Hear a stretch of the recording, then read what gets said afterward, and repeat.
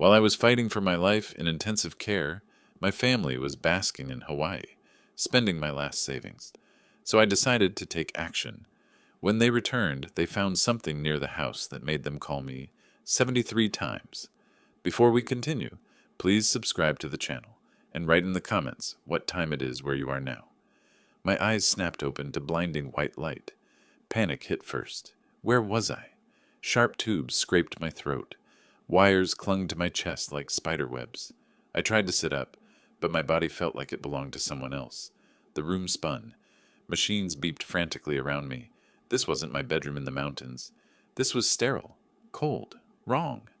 I reached for my throat, desperate to remove whatever was choking me, but my arms barely responded. Help, I tried to say, but only a wheeze escaped. Footsteps rushed toward me. A woman in scrubs appeared at my bedside, her face calm but alert. Behind her, more medical staff crowded into the small space. Mr. Warren, you're safe, she said, her voice steady. I'm Dr. Green. Please don't try to remove the oxygen tube. Safe? I wasn't safe. I was trapped in this mechanical nightmare, and I couldn't remember how I'd gotten here. Where am I? What happened to me? My voice came out as barely a whisper. Mr. Warren, you're in the hospital. You had a heart attack 10 days ago. Please stay calm. The worst is behind you. 10 days. The words hit me like a sledgehammer. 10 days of my life, gone. I stared at Dr. Green, searching her face for lies, but found only professional concern. 10 days? Where is my son Dennis? Why isn't he here? Dr. Green's expression shifted slightly. Something flickered in her eyes. Hesitation, maybe discomfort. Regarding your family. I haven't seen them in recent days. Right now, it's important that you rest. Rest? How could I rest when my son wasn't here? Dennis lived just 20 minutes away. Even if work kept him busy, surely he'd visit his father in the ICU. Unless something had happened to him, too.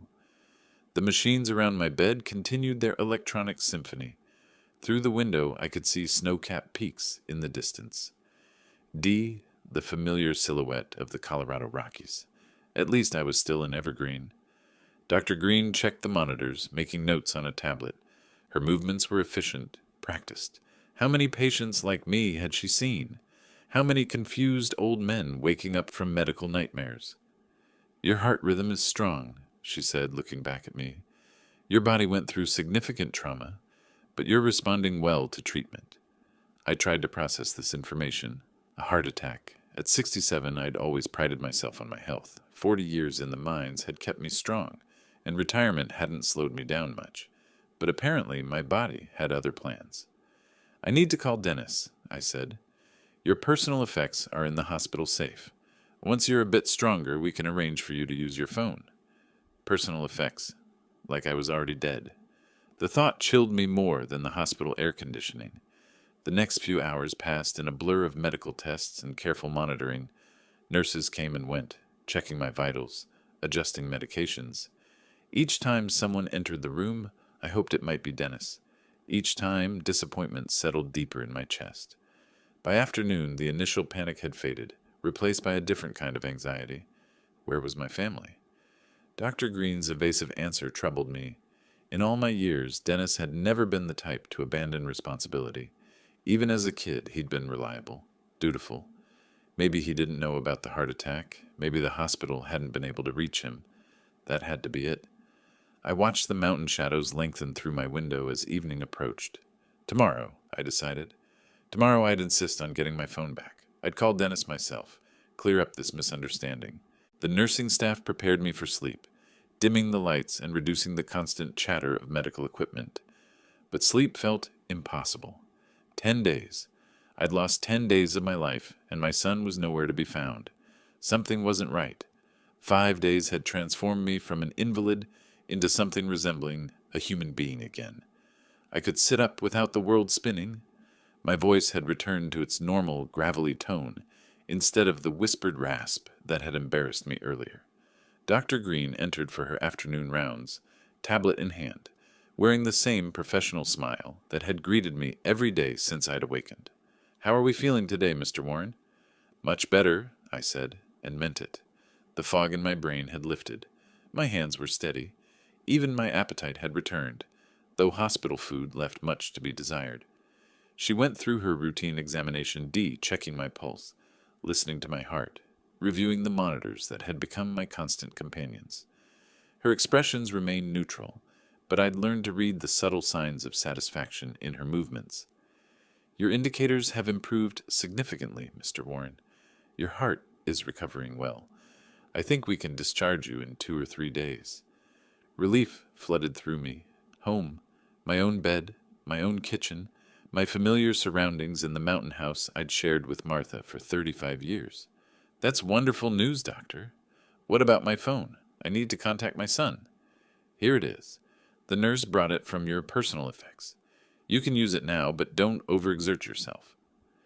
She handed me the device D, a simple smartphone that Dennis had insisted I get last Christmas.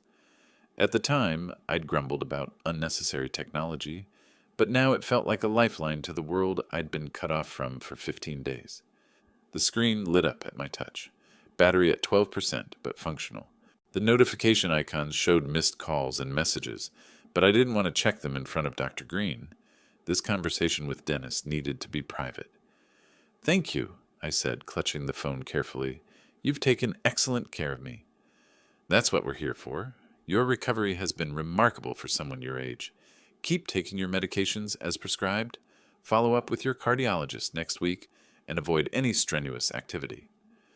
She made a few more notes, then gathered her materials to leave. Dr. Green, I called as she reached the door. Has anyone called about me? Asked about my condition? Her pause lasted just long enough to confirm what I'd suspected. Hospital policy requires us to contact emergency contacts, but we respect patient privacy regarding visitor information. Diplomatic non-answer, professional deflection, but her meaning was clear enough. After she left, I stared at the phone in my hands. 15 days without speaking to my son. In all his 38 years, we'd never gone that long without contact. Even when he'd moved to Denver for college, he'd called every weekend. The weight of the phone seemed to increase as afternoon faded toward evening. Part of me wanted to dial immediately, to hear Dennis's voice and end this mystery, but another part hesitated, afraid of what I might learn. Through my window, the mountains caught the last rays of sunlight, painting the peaks in shades of gold and pink. Soon visiting hours would begin. Maybe Dennis would surprise me, walking through that door with an explanation for his absence. Hours passed. No visitors came. By evening, I'd made my decision. I'd waited long enough. Whatever had kept Dennis away, we'd work through it together.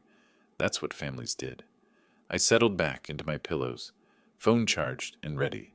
Tonight, after the hospital quieted down, I'd call my son.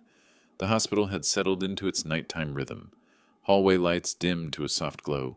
Nursing stations buzzed with quiet activity.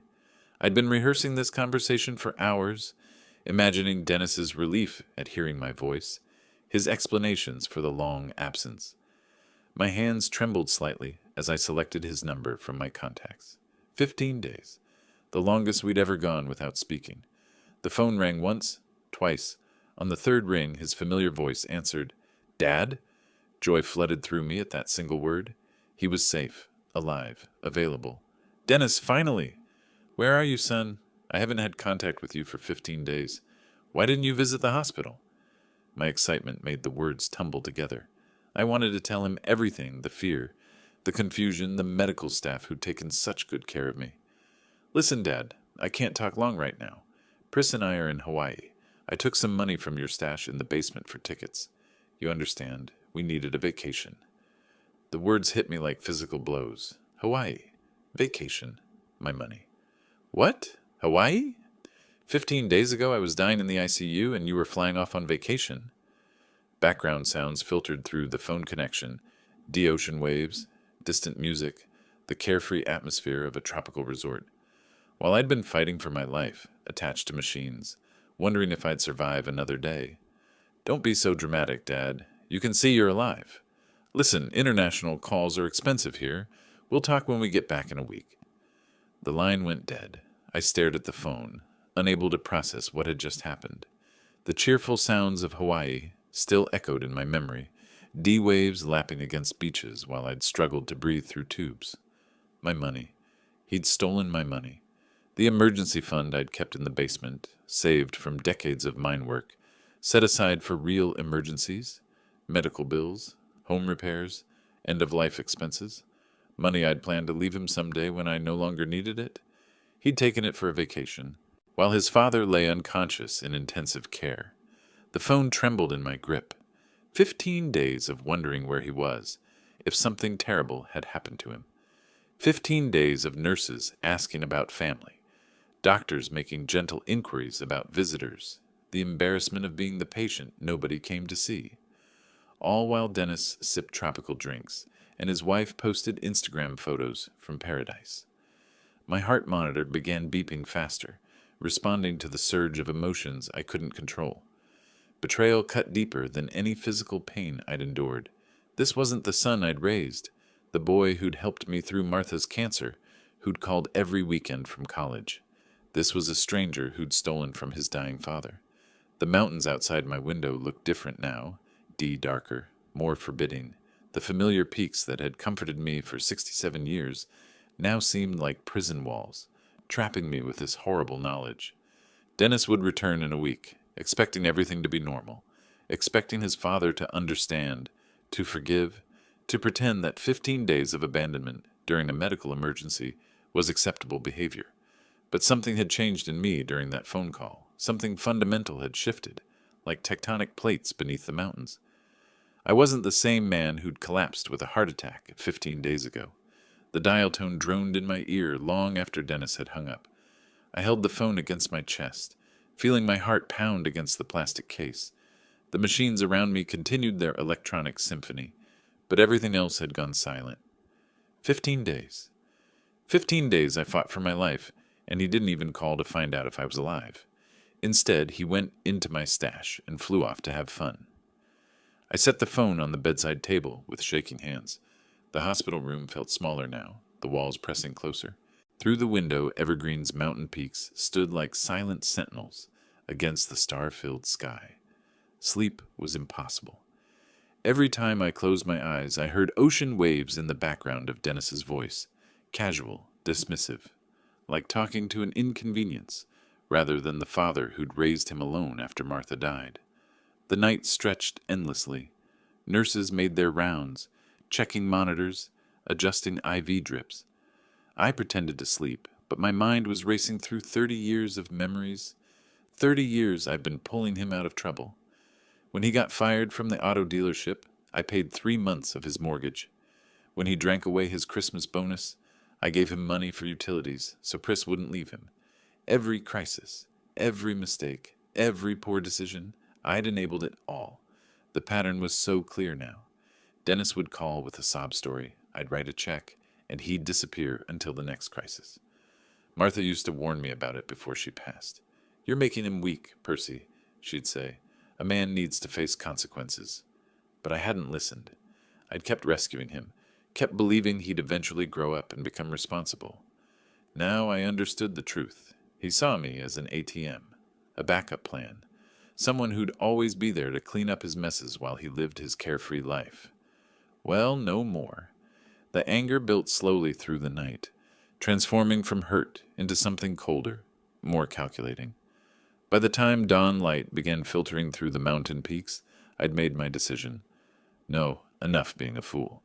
If he wants to play adult games, he'll get adult consequences. A nurse entered for the morning shift change, checking my vital signs with practiced efficiency. "How are we feeling today, Mr. Warren?" "Ready to go home," I said, and I was. Not to the same home Dennis expected to find when he returned from his stolen vacation. Not to the same father who'd always been there to bail him out.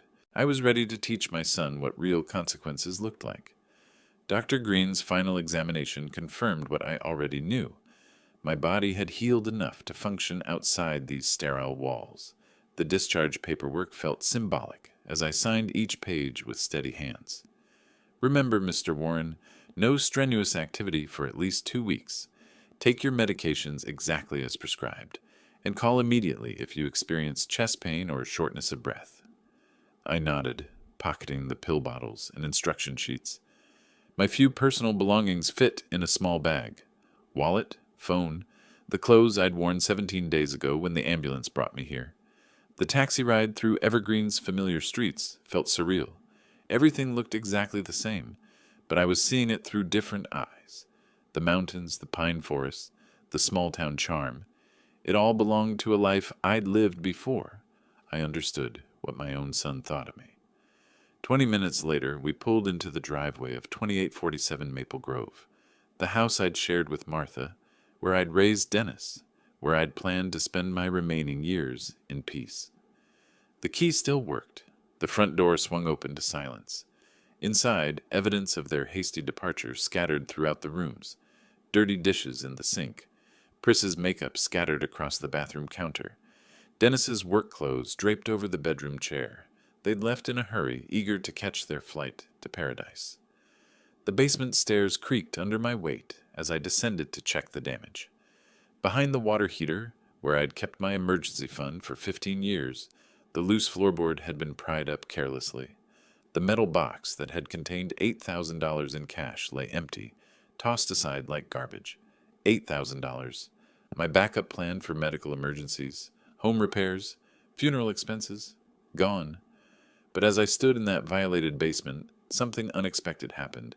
Instead of despair, I felt relief, clarity. For 30 years, I'd wondered if I was being too harsh in my judgments of Dennis.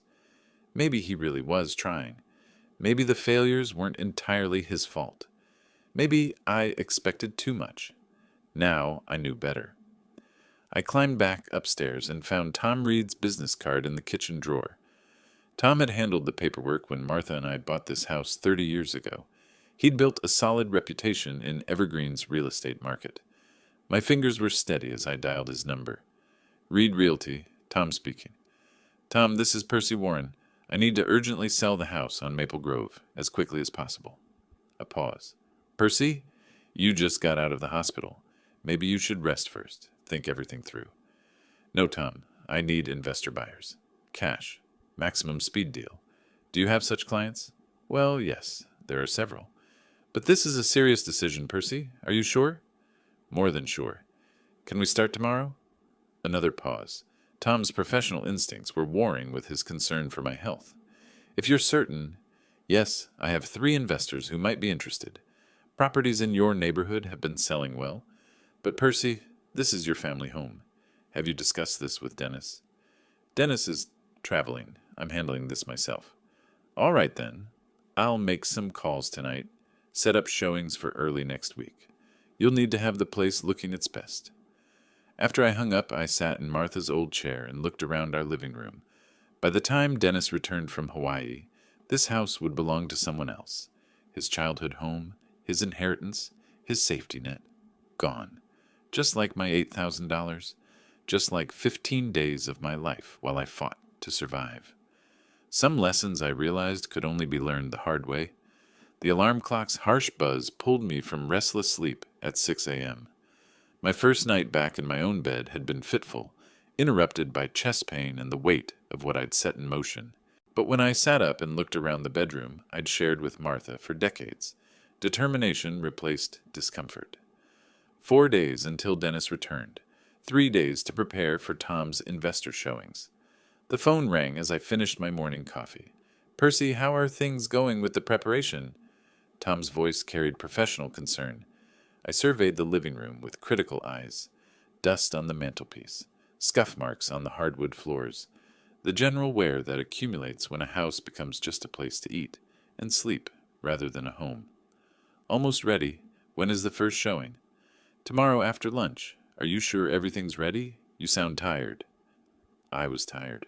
The physical exertion of yesterday, cleaning, organizing, making the house presentable, had pushed my recovering heart harder than Dr. Green would approve. But time was running short. Everything's under control, Tom.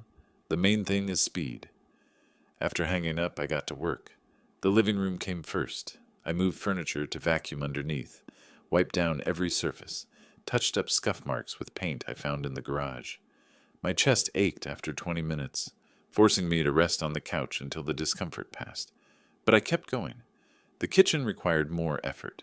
Years of bachelor cooking had left grease stains I'd stopped noticing.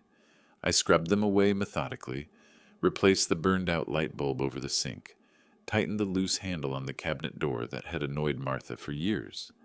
By noon, my shirt was soaked with sweat, and my hands shook from exertion. The shortness of breath worried me, but not enough to stop. The bathroom was next. I replaced the cracked tiles around the bathtub, grouted the loose ones, installed a new shower head. Simple repairs I'd been putting off for months became urgent necessities. Each task pushed my physical limits a little further. Each completed repair brought satisfaction that surprised me with its intensity. This wasn't just house preparation, this was erasure. I was systematically removing every trace of the life Dennis expected to inherit. Every improvement made the house more attractive to buyers, more likely to sell quickly for cash. The afternoon brought a call from Tom with updates on interested investors. 3 solid prospects, all cash buyers looking for rental properties in Evergreen's growing market. "The first showing is set for 2 p.m. tomorrow," he said. "You've done good work, Percy. The house shows well." By evening, my entire body ached, but the transformation was remarkable. The house looked better than it had in years, clean, repaired, ready for new owners. I sat in Martha's chair with a glass of water and my evening medications, surveying what might be my last night in this house. Tomorrow, if things went well, I'd accept an offer. By the weekend, Dennis would return from Hawaii to find his inheritance sold. The thought should have brought regret. Instead, I felt only cold satisfaction.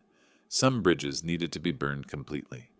Tom's sedan pulled into my driveway at exactly 2 o'clock, followed by a sleek BMW with Colorado plates.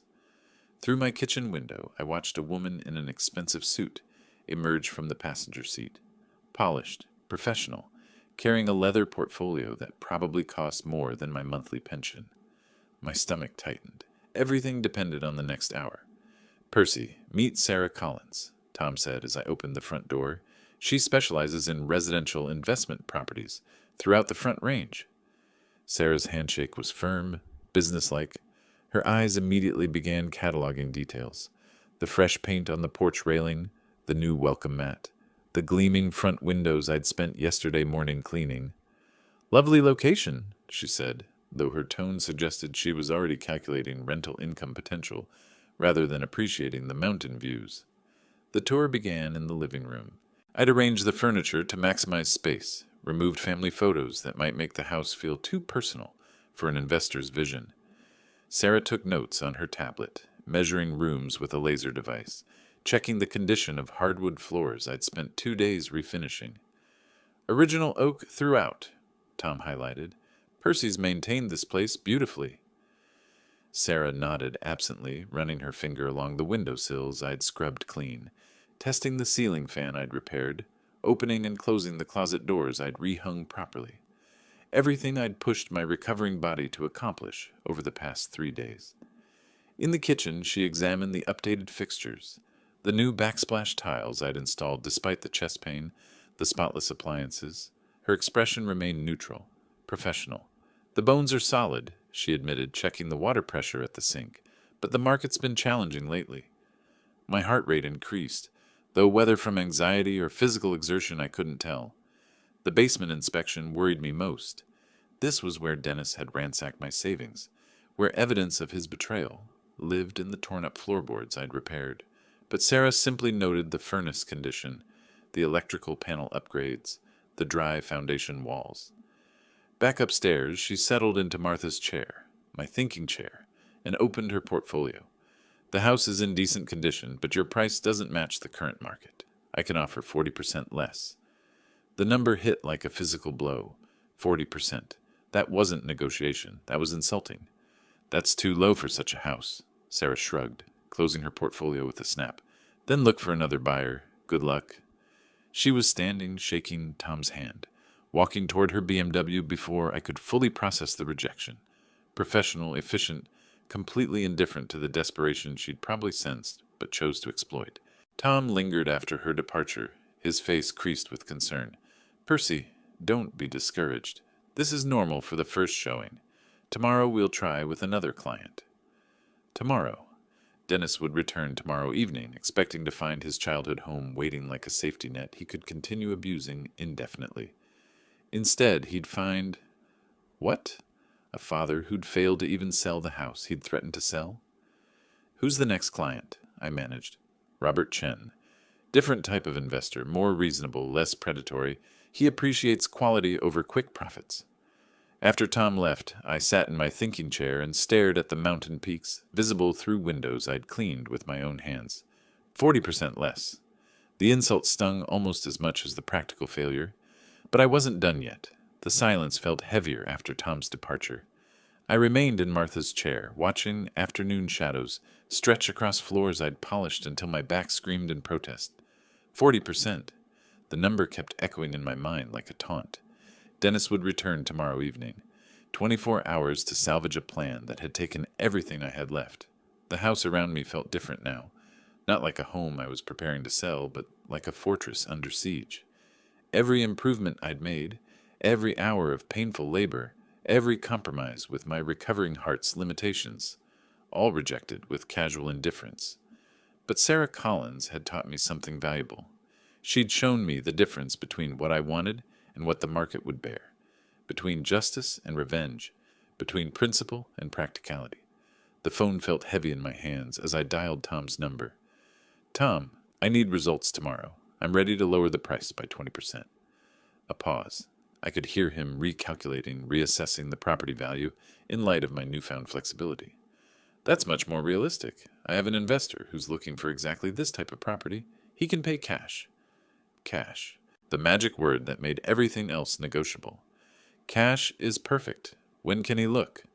"Tomorrow morning." "Percy, why such urgency? What happened?" The question I'd been dreading. Tom was too smart, too experienced not to sense the desperation behind my sudden willingness to compromise. But some truths were too complicated, too personal for professional relationships. "Personal reasons, Tom. Just trust me." Another pause. In the silence, I could hear him weighing his curiosity against his respect for client privacy. Professional discretion won. "All right, then. Robert Chen, 9 a.m. sharp. He's serious about expanding his rental portfolio in mountain communities." After hanging up, I walked through the house one more time, seeing it through different eyes now. Not as the family home where I'd raised Dennis, where Martha and I had built 30 years of memories. Not even as the inheritance Dennis assumed would always be waiting for his next crisis. I saw it as a commodity, a tool, something to be traded for the satisfaction of watching my son learn what consequences actually felt like. The kitchen where Martha had taught Dennis to make pancakes on Sunday mornings. The living room where we'd watched him graduate high school on televised ceremonies during the pandemic. The basement where he'd hidden during thunderstorms as a boy, later returning as a man to steal from his unconscious father. Every room told the story of opportunities wasted, lessons unlearned, kindness transformed into weakness. Tomorrow morning, Robert Chen would walk through these rooms and see rental income potential, maintenance costs, return on investment, numbers on a spreadsheet instead of memories on every surface. By tomorrow evening, Dennis would return from his stolen vacation to find his safety net gone. No family home to mortgage for his next crisis. No elderly father to bail him out of his next poor decision. Just consequences. I made myself a simple dinner and took my evening medications, trying to ignore the chest tightness that had nothing to do with my heart condition. Tomorrow would bring either salvation or complete failure. Either way, I'd know where I stood. Outside, the Colorado mountains stood silhouetted against a darkening sky, as permanent and immovable as the resolve that had replaced the weakness Dennis had counted on for 38 years. Sleep had been impossible. I'd spent the night alternating between Martha's chair and the kitchen window, watching for headlights that might signal Dennis's early return. Every sound, wind through pine trees, distant traffic, the house settling, made my pulse quicken. By dawn, exhaustion and anticipation had merged into a strange clarity. This was the day everything changed, one way or another. At 8:30, I positioned myself at the front window and watched Tom's sedan approach, followed by a modest Subaru with a ski rack, a practical mountain car for a practical investor. Robert Chen looked nothing like Sarah Collins, mid-40s, wearing jeans and a fleece jacket, carrying a worn leather briefcase instead of an expensive portfolio. When he shook my hand, his grip conveyed genuine interest rather than predatory calculation. "Beautiful property," he said, surveying the mountain views before we'd even entered the house. These elevations maintain value better than lower altitude communities. The tour proceeded differently from yesterday's clinical inspection. Robert asked questions about the neighborhood, the history of the house, winter maintenance requirements. He examined the same features Sarah had dismissed, but with appreciation for quality rather than focus on minimal investment. "You've maintained this place well," he observed, running his hand along the banister I'd sanded and stained. "Original craftsmanship like this is rare in newer developments." In the kitchen, he tested cabinet doors, checked the stove's functionality, examined the plumbing connections I'd tightened.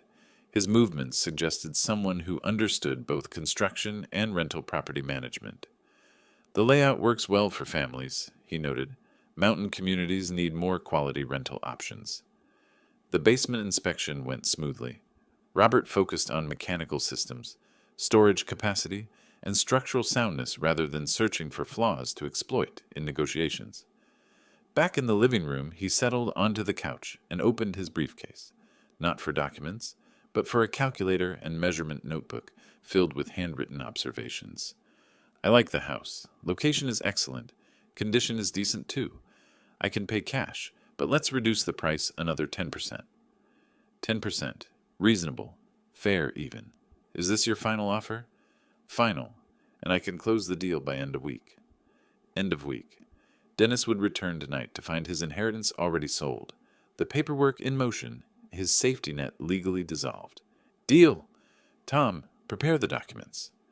Robert's face brightened with genuine satisfaction, not the cold triumph of someone who'd exploited desperation, but the pleasure of a fair transaction that benefited everyone involved.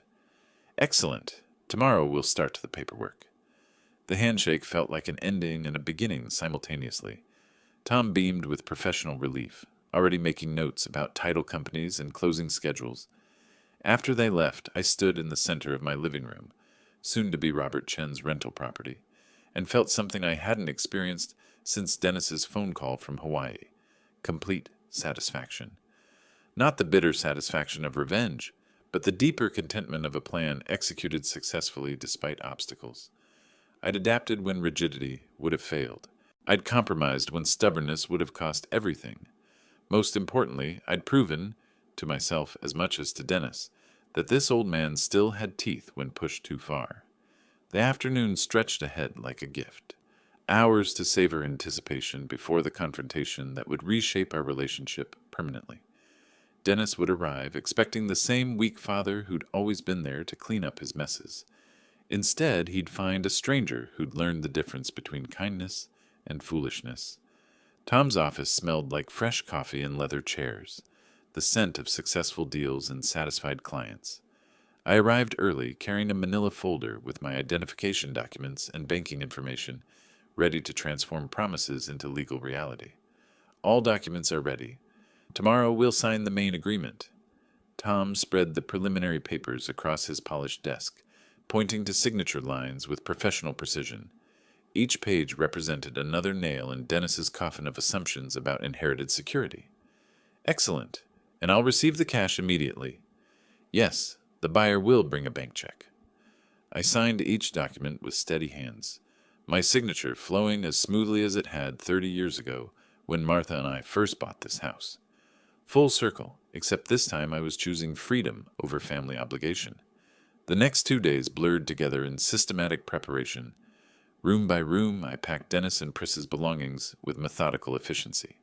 Their clothes, her makeup collection, his golf clubs, their shared photographs from happier times. Each box told the story of a life lived carelessly, assuming someone else would always clean up the mess. Designer clothes bought on credit. Expensive electronics purchased during financial crises I'd resolved with my checkbook. Wedding photos where they smiled like people who'd never faced real consequences. The physical work pushed my recovering heart to its limits, but emotional detachment kept me moving. These weren't family treasures anymore. They were just objects belonging to strangers who'd stolen from their dying father. By March 30th, I'd loaded my truck 3 times, transporting everything to Rocky Vault's storage facility on the industrial side of town. The place looked exactly right for this purpose: anonymous, efficient, forgettable. "I need a storage unit for a short term," I told the clerk, a bored young man who barely looked up from his computer screen. For how many months? For an indefinite period. I'll pay for a year in advance. Cash payments simplified everything. No credit checks, no references, minimal paperwork. Unit number 47 became the temporary home for Dennis's life, accessible with a key I'd hide under the doormat, as planned. Loading the final boxes into that sterile concrete space felt ceremonial. Childhood photos mixed with adult failures, little league trophies next to unpaid credit card statements. The archaeology of a man who'd never learned to stand on his own. I locked unit number 47 and pocketed the key, knowing Dennis would find it eventually when desperation forced him to actually read my instructions. My own packing took less than an hour. 2 suitcases of clothes, a box of Martha's jewelry, and my father's mining tools. Everything else could stay with the house. Let Robert Chen deal with furniture and appliances.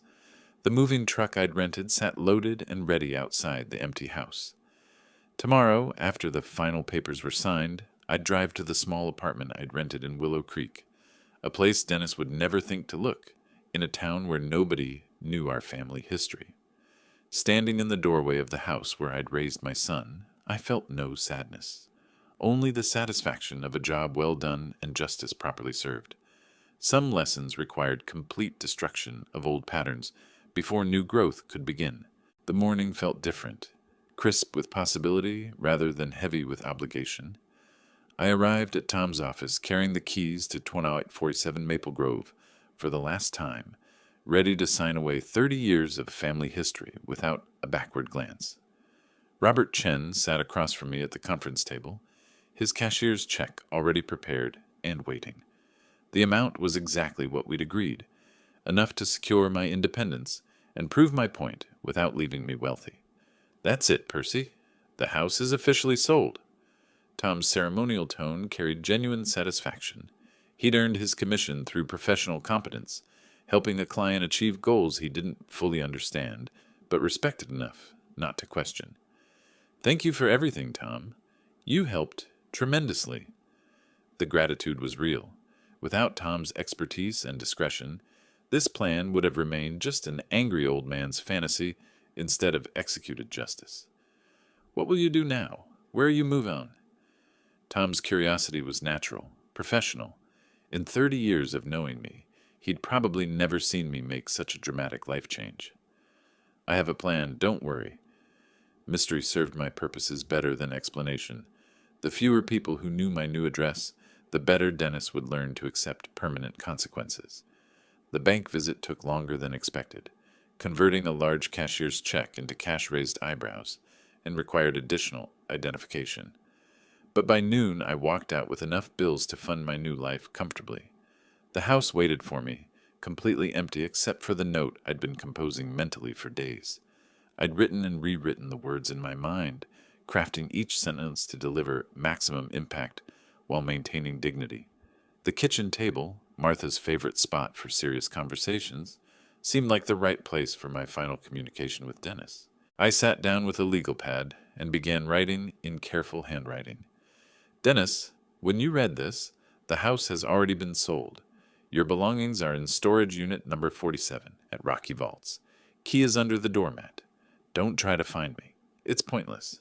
For 30 years, I've been your safety net. Every financial crisis, every poor decision, every consequence you couldn't face alone. I was there with my checkbook and my patience. When you got fired, I paid your mortgage. When you drank away your bonus, I covered your utilities. When you needed vacation money, you helped yourself to my emergency fund while I lay unconscious in intensive care. 15 days I fought for my life in that hospital room. 15 days wondering if I would survive to see my family again. While I struggled to breathe through tubes and machines, you were sipping tropical drinks with money stolen from your dying father. You called me dramatic for objecting to your theft and abandonment.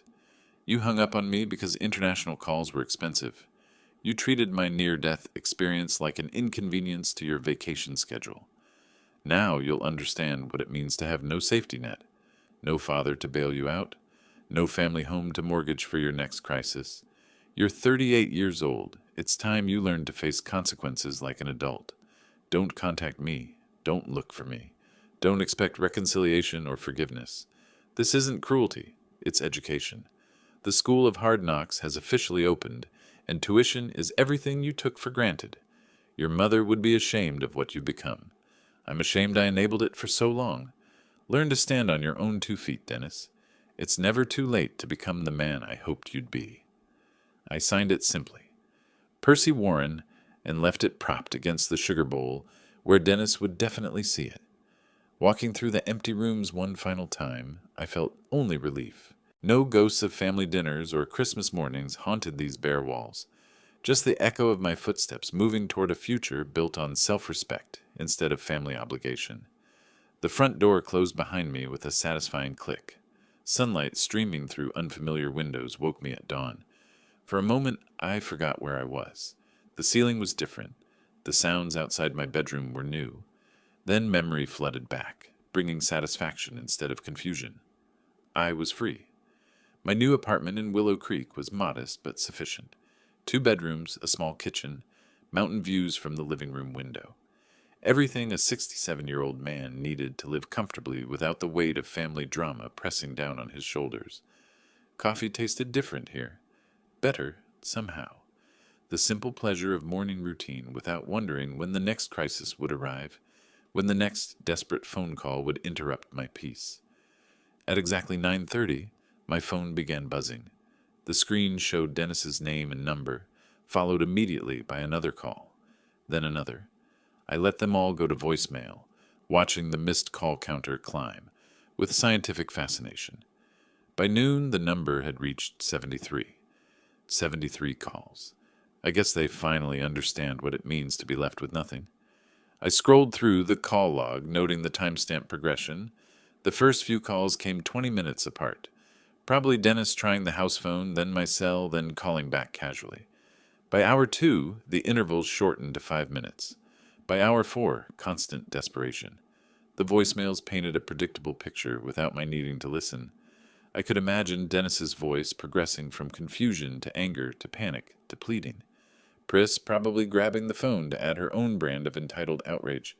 None of it mattered anymore. Now they know how it feels to come home and find nothing. Like I found an empty hospital room while they were enjoying themselves with my money. Through my new living room window, the Colorado Rockies looked exactly the same as they had from my old house. Eternal, unchanging, indifferent to human drama. The mountains had watched Martha and me build our life together, witnessed Dennis grow from an innocent child into a selfish man, observed my transformation from enabler to educator. This isn't revenge, it's a lesson. A lesson about consequences and responsibility. My phone buzzed again. Call number 74. I turned it face down on the coffee table and returned to my morning newspaper, reading local Willow Creek news with genuine interest. The community center needed volunteers for senior activities. The library was hosting a book club focused on Western history. A hiking group met every Wednesday for mountain trail walks. Life was beginning again at 67, and it felt like the first honest life I'd lived in decades. The calls would stop eventually. Dennis would exhaust his panic, accept his situation, and start the difficult process of building adult resilience. Or he wouldn't, and he'd spend his remaining years blaming everyone except himself for his problems. Either way, it was no longer my responsibility. I'd spent 30 years trying to raise a man who refused to grow up. Now, finally, Dennis would face the choice every adult must make. Learn to stand alone, or fall down and stay there. I hoped he'd choose to stand, but if he didn't, at least I'd know I'd done everything possible to teach him the difference between kindness and weakness. The mountain peaks caught the afternoon light, glowing gold against the blue Colorado sky. Beautiful, permanent, peaceful. Just like the satisfaction settling into my bones as I contemplated a future built on dignity instead of manipulation, respect instead of exploitation, chosen solitude instead of obligated rescue missions. Dennis had taught me an unexpected lesson through his betrayal. Sometimes the greatest gift you can give someone is the chance to succeed or fail entirely on their own merit. At 67, I was finally ready to live for myself. If you like this story, please like this video, subscribe to the channel, and share your impressions of this story in the comments. To listen to the next story, click on the box on the left. Thank you for watching.